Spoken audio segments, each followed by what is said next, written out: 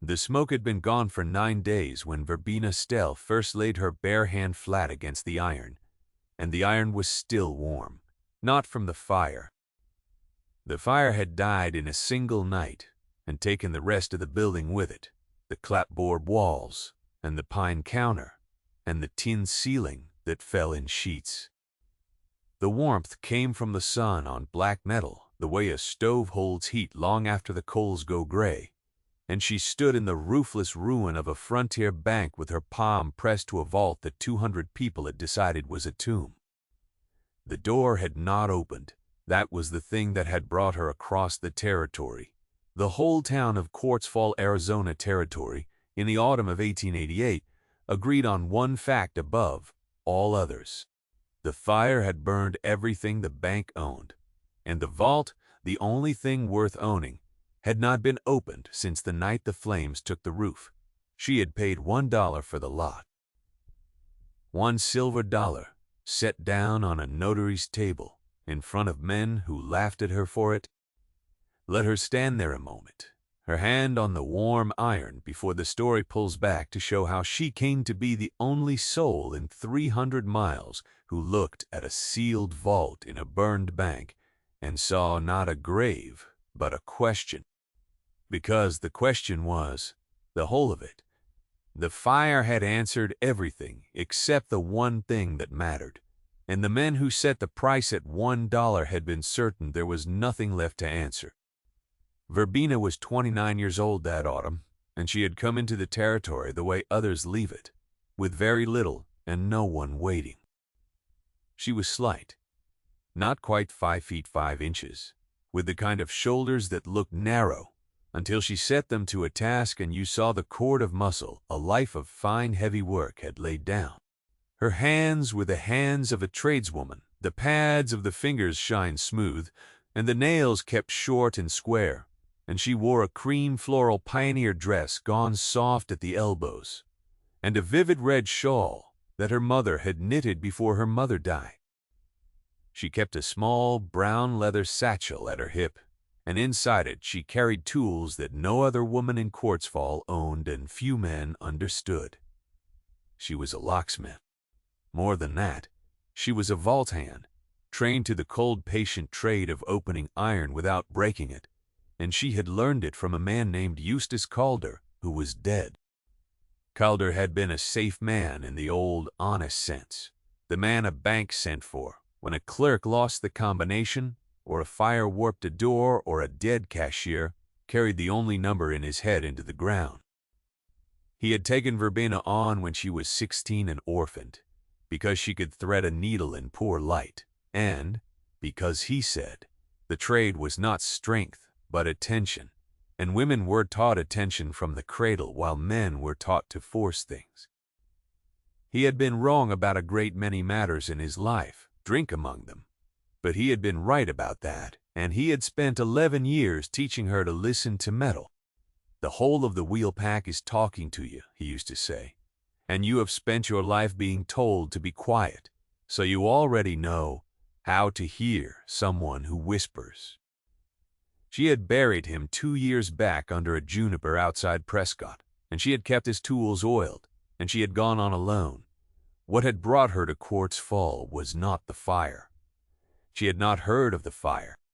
She had come for work, any work, having heard a copper concern north of town was building a strong room and might want a hand who knew tumblers from rivets. The copper concern had hired a man from Denver instead, and Verbena had stood in the dust of the main street of a town she did not know, with $4 to her name and a satchel of tools no one wanted. That was the morning she heard 2 freighters talking outside the livery about the burned bank, and the vault that would not open, and the lot the county meant to auction off for the back taxes, because the bank itself was gone and its owner had vanished into the fire along with the rest. She found the ruin at the south end of the street. The fire had been thorough. Where the Quartz Fall Merchants and Stock Bank had stood, there was a footprint of foundation stone, and a great deal of charred timber fallen inward, and rising out of the wreck like a black tooth out of a burned jaw stood the vault. It was a square iron box near 7 feet on a side, a fireproof vault of the better sort, double-walled with the space between the walls packed with a plaster of alum and clay that the makers had sworn would hold a fire off the contents for hours. The outer door was scorched to the color of a stove lid and streaked with the long rust-orange tears that iron weeps when fire and water take turns at it. The brass of the dial was blistered, the handle was fused, and the door was shut. Verbena walked the whole burned footprint twice before she touched anything. She read the fall of the timbers and the scorch pattern on the stone, and she read the vault the way Calder had taught her to read a face, and what the vault told her made her stand very still for a long moment in the wreck. The fire had been hot enough to bring the tin ceiling down and warp the iron of the doorframe. The dial had been cooked. By every measure the men of the town used, the lock inside that door should have been ruined, the wheels seized, the combination lost with the dead. And yet the door had not been forced. There was no pry scar at the seam, no chisel mark, no drill star around the spindle. Nothing of the violence a fire-ruined vault invites from desperate men. 200 people believed the door could not be opened, and not one of them had tried hard enough to leave a mark. That was the first thing Quartzfall told her without meaning to, and she filed it away and said nothing. She went to the county clerk that same afternoon and asked what the lot would cost. The clerk was a tired man named Harlan Mose, with ink on his cuff and a careful way of looking at people, and he told her the lot was going to public auction at the end of the week for the unpaid taxes, that the building was a total loss, that the vault was condemned by the territory's own inspector as a fire hazard and a public nuisance, and that the minimum bid had been set by order at $1. $1, she repeated. $1, Mose said, and watched her. Nobody else has so much as asked. The whole town reckons that box is a coffin with a fortune sealed up in ash inside it, and a coffin you cannot bury. The man who set the dollar figure wanted it gone, wanted somebody fool enough to haul the eyesore off so the lot could be built on again. He looked at her hands, then the square nails, the small burns of a trade. "You are not from the copper company," he said. It was not quite a question. "I open vaults," she said. It was the most she had told anyone in Quartzfall, and it was enough. The auction, when it came, took less than 4 minutes. A dozen men gathered in the dust to watch, not to bid, the way men gather to watch a hanging or a dog fight, for the entertainment of seeing what fool would buy the burned bank. When the auctioneer called the lot and a slight woman in a red shawl raised $1, a freighter near the back laughed out loud and called that she had bought herself a stove she could not light, and another said she had paid $1 for the privilege of hauling off a ton of cold iron, and the laughter went around easy and warm, the way cruelty does when it costs nothing. Verbena did not answer them.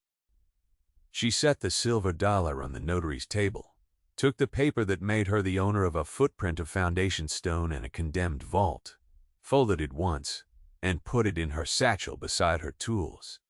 Then she walked back down the street to the ruin while the men were still laughing, because she had a great deal of work to do, and the light was already going long. What none of them knew, what she did not yet fully know herself, was that the door had been closed on purpose. The fire had not sealed the vault. A hand had. She would not understand that for some days, and the understanding would come slowly, through labor, which was the only way she had ever been given to understand anything. Still she carried the shape of it with her. From that first afternoon, the way the door sat true in its warped frame, the absence of any mark of forcing, and she began where Calder had taught her to always begin, which was not with the lock at all, but with everything around it. For 2 days she did nothing but clear and read. She hauled the fallen timber off the foundation by hand, and by a block and tackle she rigged from a beam, working in the cool of the mornings, and the long gold of the evenings, and resting in the white hammer of midday. The town watched her from a distance, and did not help. She found the iron skeleton of the teller's cage, melted half down. She found the cast iron foot of a stove, and the brass weight of a scale, and the blackened spring of a chair. And she found under a fall of roof tin against the vault's south wall something that made her stop and crouch a long while in the ash. It was a boot print, not in the ash, which any of the curious might have left. It was pressed into a patch of clay that the fire had baked hard as brick, a clay that had been soft mud the night of the fire, and was stone now, and the boot print in it pointed not away from the vault, but toward it. Someone had stood at that door, in the mud, while the building burned around them, facing the iron, and then had gone. She did not know whose boot it was. She knew only that a man had stood at the vault door during the fire, close enough to work the dial, and that the door was shut and unforced, and that the simplest explanation for a sealed fireproof vault in a burned bank was no longer the explanation the town believed. You may have already guessed more than the town did. Hold that thought gently, because the iron has not given up its secret yet, and Verbena was a long way from forcing it. On the third morning she began on the door itself. She would not drill it. Drilling was the coward's trade, and Calder had despised it, the punching of a hole to fish a wire at the wheels, because it killed the lock and told you nothing, and left a hole that any man could see. She meant to open the door the way it had been closed, by the combination, by listening, and for that she first had to know what manner of lock lived behind the blistered brass. She cleaned the dial with a rag and a little oil, and read the maker's name half erased in the casting. A maker of Cincinnati whose locks Calder had taught her cold, a four-wheel changeable combination lock of the better grade, the kind a stock bank in a copper town would have bought to impress its depositors. She knew its bones. She knew the feel of its fence dropping into the gates, the small private click of a wheel coming home, the way the whole pack would whisper to a patient hand. And she knew its weakness, which was that fire and the contraction of cooling iron sometimes shifted a wheel a hair off true, so that the old combination no longer threw the gates into a line, and the only road in was to read the wheels themselves, one at a time, by sound and by the faintest drag against the fingers on the dial. That was the work. That was the labor the town would have paid any sum to avoid, and that Verbena had bought for $1. It was not the work of an afternoon. It was the work of days of sitting on an overturned crate with her ear near the cold iron and the dial under 3 fingers, turning it a graduation at a time, feeling for the place where a wheel's gate dragged the fence, building the combination 1 number at a time out of nothing but a tension and a borrowed stethoscope she had carried from Calder's kit, and a patience that the men of Quartzfall had mistaken for fortune. She had been at it 2 days, and had 2 of the 4 wheels read, and was sure of neither, when the trouble started, and the trouble told her more than the lock did. It began with Lot. Tobias Lot was the name, though she did not have it yet. She knew him first as a tall, well-dressed man who came to the edge of the ruin on the 4th evening of her work and stood there in a clean coat watching her with his thumbs in his vest, a man whose boots had never seen mud and whose hands had never opened anything.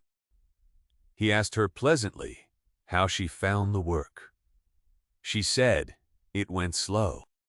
He said he was glad to hear it, and that he hoped she would not trouble herself overlong, because the vault was condemned, and the territory might at any time order it broken up for scrap and hauled off, lot or no lot, for the public safety.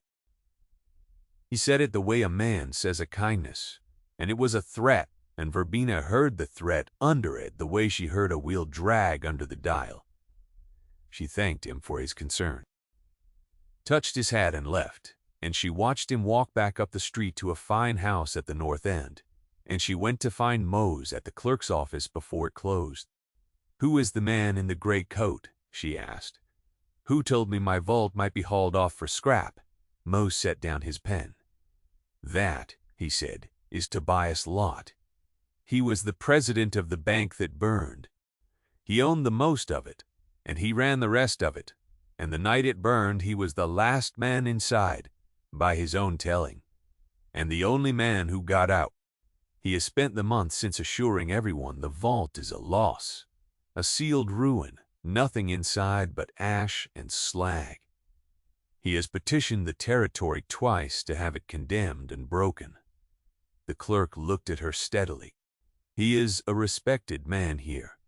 He is also, I will tell you, because you bought the thing and ought to know, a man who has lost a great deal of other people's money and never quite explained where it went.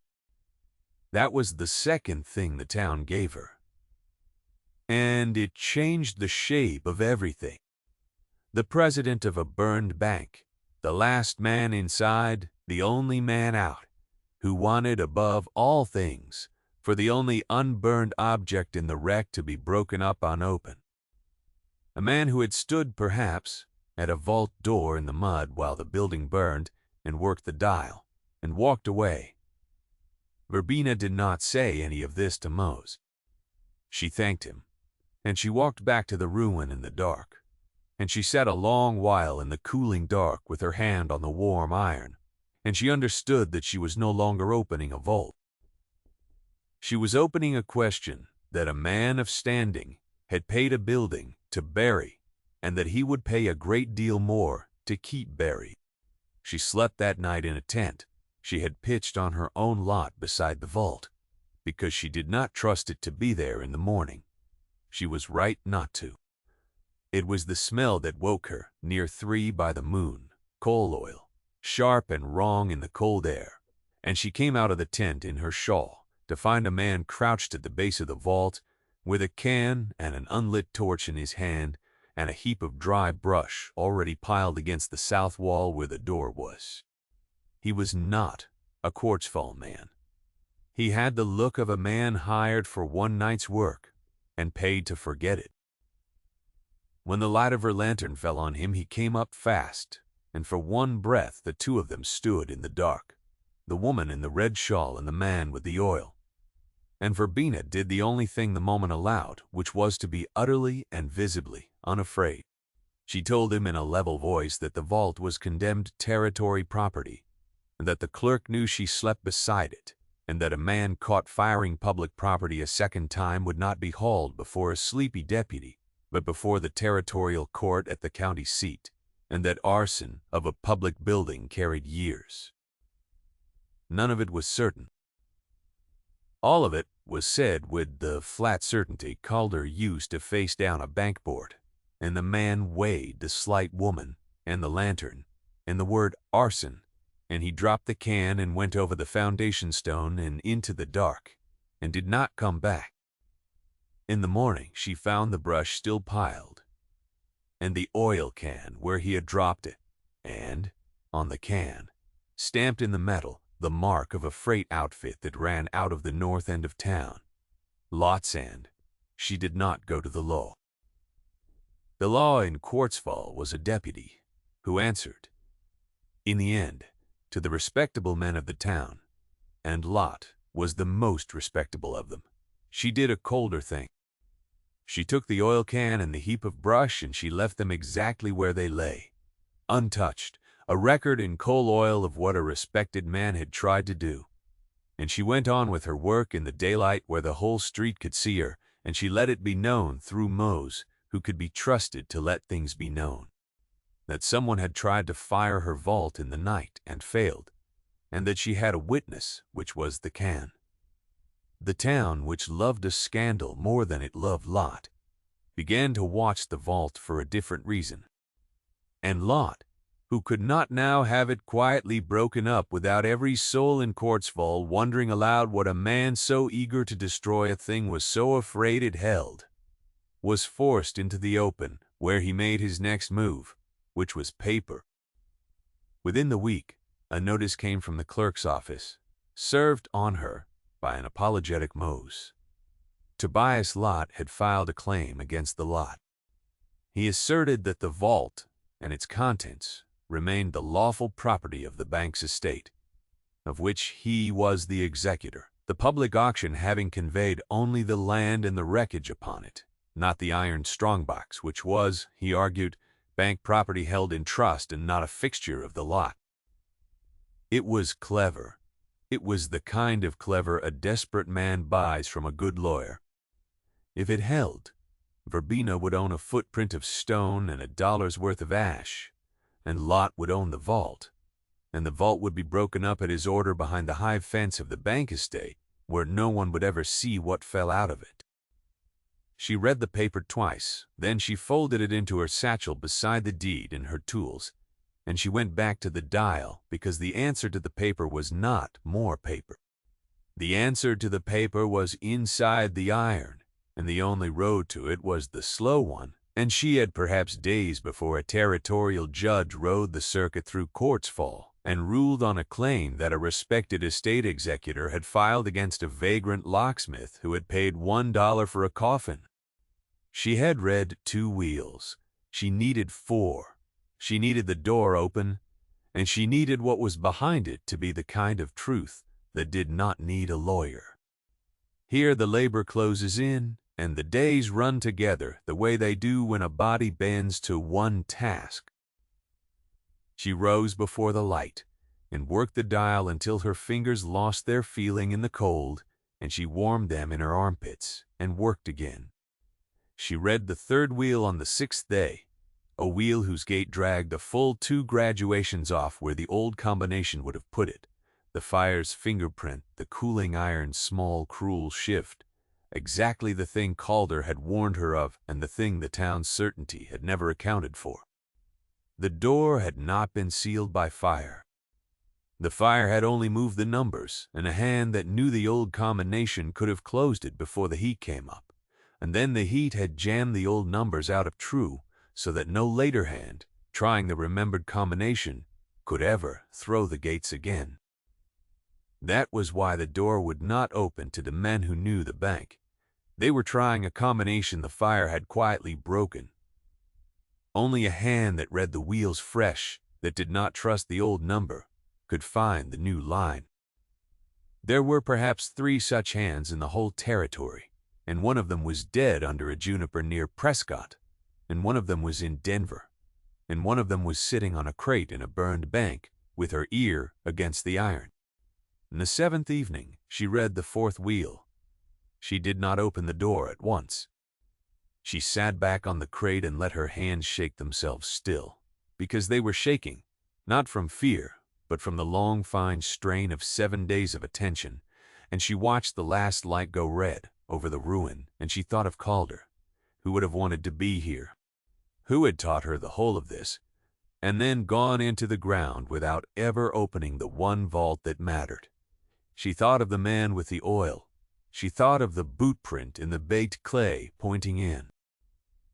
Then she stood, and she set the 4 numbers she had read into the dial, one after another, slow, the way you set a broken bone, and on the 4th she felt all 4 gates fall into a line under the fence, a thing she felt in the pads of her fingers before she heard it. She turned the dial to the contact point. She took the fused handle in both hands and threw her weight against it, and the bolts, 4 of them, drew back out of the warped frame with a long iron groan that carried up the dark street. And the door of the vault that 200 people had called a coffin, the air that came out of it was cold. That was the thing she would remember longest, the cold breath of an interior sealed since spring, dry and faintly sweet, with old paper and machine oil. The trapped air of a season ago, breathing out into autumn. She stood in it a moment before she lifted the lantern. Inside, The fire had not touched a thing. The alum and clay packed in the walls had done what its makers swore it would, held the heat off for the hours the building took to burn, and the inside of the vault was a small dry room out of another season, untouched, frozen. There were the deposit ledgers on their shelf, leather and rag paper, perfectly whole. There were the canvas sacks of coin and the green steel cash box. And on the second shelf, in neat banded bundles, the bonds. Territorial and railroad bonds, bearer bonds, the negotiable kind that are as good as gold to whoever holds them, bundles of them. A sum she could not at once total and did not try to. And there, set apart on the small writing shelf at the back, where a man would leave a thing he wanted found, or a thing he forgot in his haste, was a single ledger bound in red, not a deposit book, a private book, and beside it a packet of letters tied in string. She did not take the money. That is the thing to understand about Verbena Still, and the thing the town never expected, and Lot counted on no one ever doing. A poorer soul, a smaller soul, would have filled the satchel with bearer bonds and ridden out of the territory before the judge came, and no one would ever have known the vault was open. She did not. She lifted out the red ledger and the packet of letters, and she read them by the lantern, sitting in the open door of the vault in the cold, sweet air, and what she read was the whole of it. The red ledger was Lot's own hand. A second set of books, the true set, kept against the false set he showed the territory.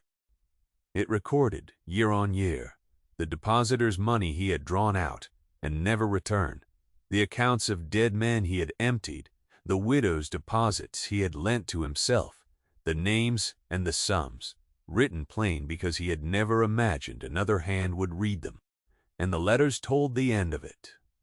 The bank had been failing, the false books no longer hiding the whole, the territorial examiner due in the spring. Lot had meant to take the bonds and the true ledger and vanish, and burn the bank behind him so that the loss would read as fire and not as theft. Every depositor's claim turned to ash. The whole crime closed as a tragedy. He had taken his own money out. He had stood at the vault on the night of the fire to take the bonds, the bearer bonds, the gold of it, and to carry off the red ledger that could hang him. And he had not been able to open the door.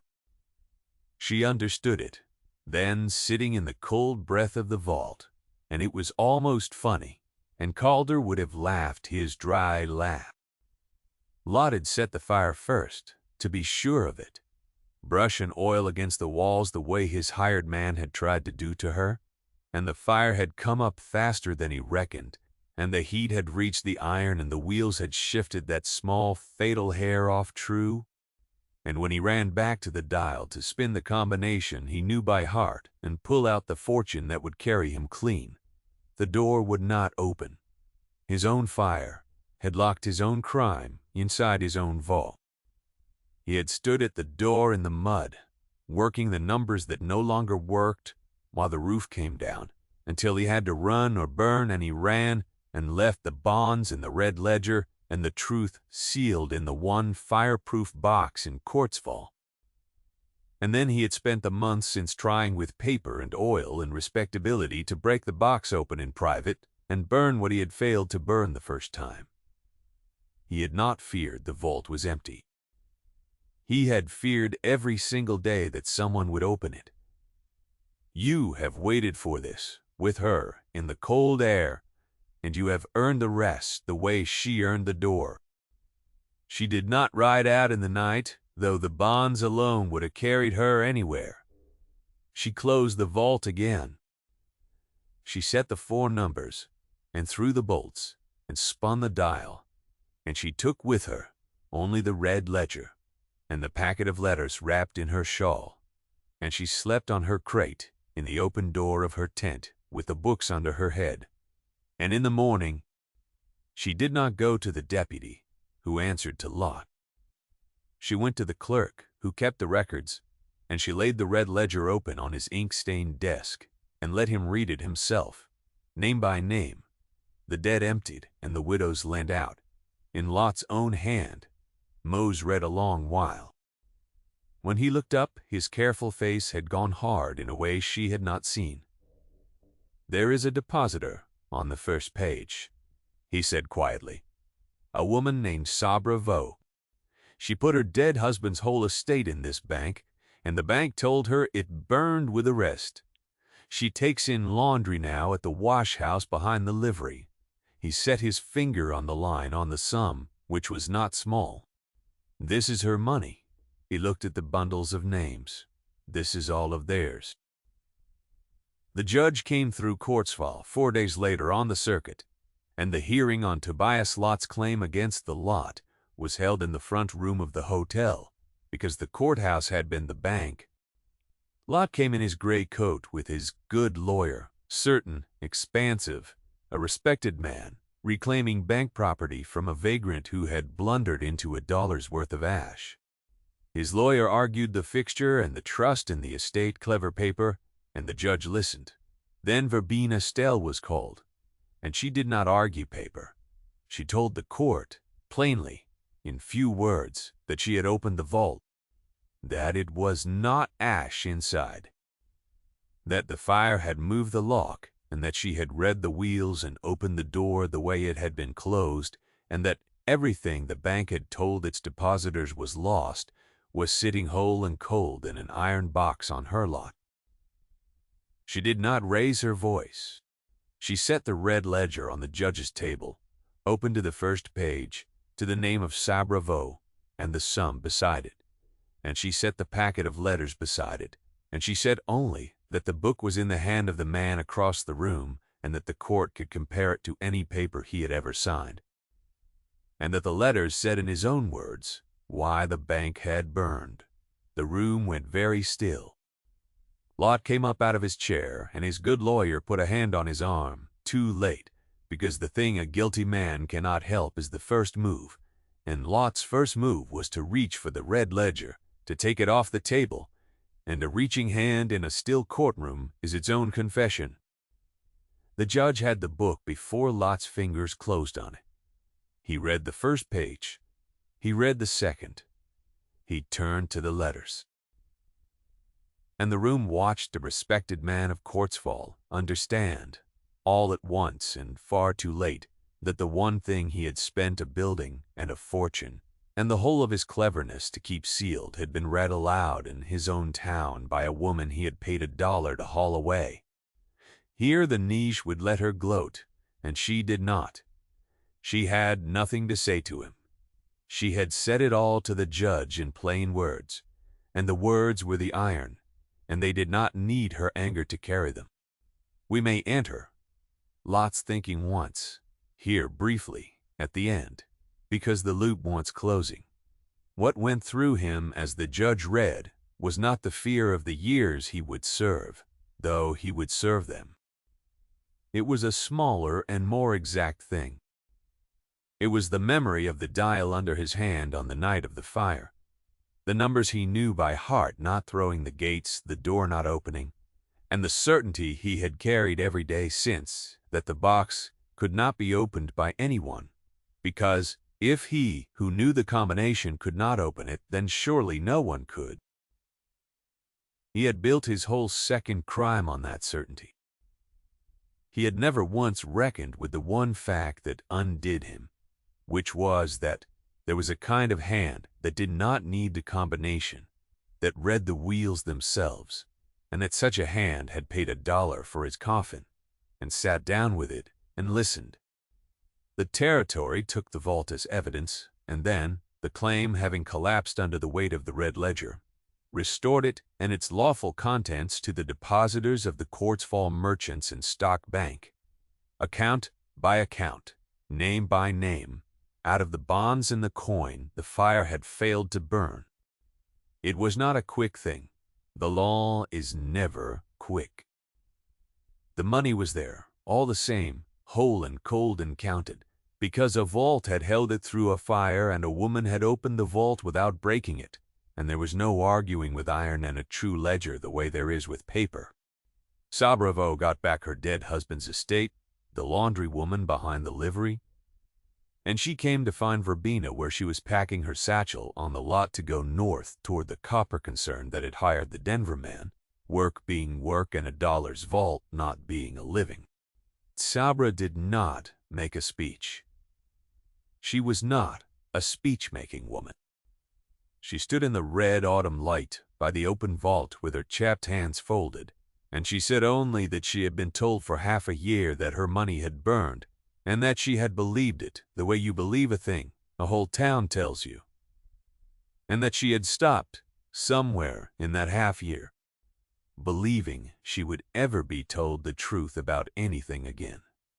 She looked at the vault, at the iron Verbena had opened. Then a stranger paid $1, she said, and her voice was quiet, but it did not waver, and listened to a thing the rest of us had given up as dead. Thank you, that was all.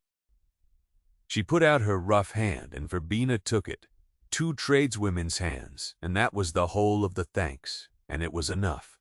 And neither of them wept, because the niche does not weep, and neither did they.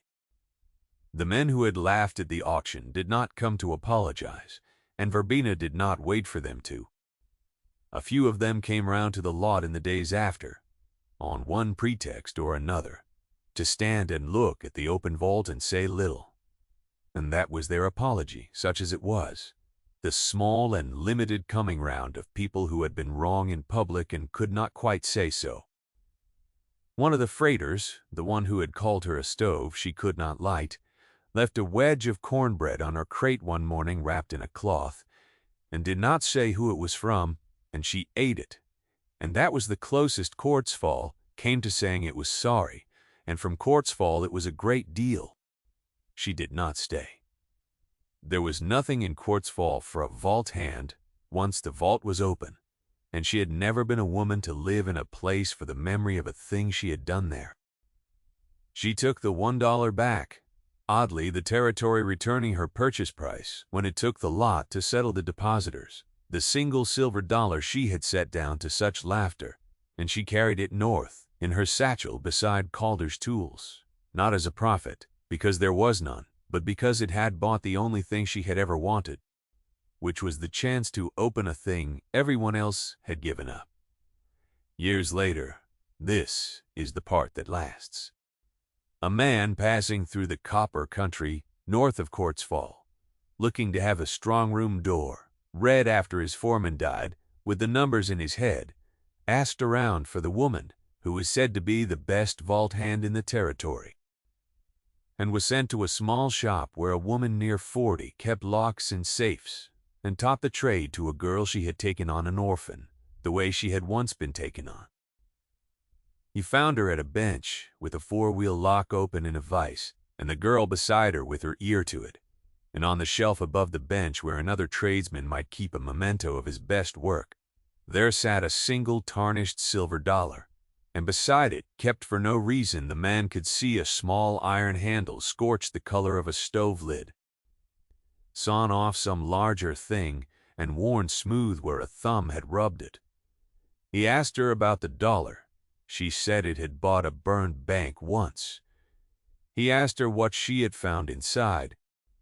She thought about it a moment, her hand going to the smooth, scorched handle the way another hand might go to a worn rosary, and she said that she had found the cold air of a spring that had been sealed up a long while, and a great deal of other people's money that the world had decided was ash, and that the world had been wrong, the way it usually was about the things it threw away. Then she turned back to the lock in the vise and put the girl's hand on the dial and told her, the way Calder had once told her, to be quiet now and listen, because the whole of the wheel pack was talking, and a person who had spent a life being told to be quiet already knew how to hear a thing that whispered. The girl bent to the iron. The shop went still, and somewhere in the cold heart of a lock, a wheel that had been waiting a long time to be heard began, under a patient hand, to give up what it held.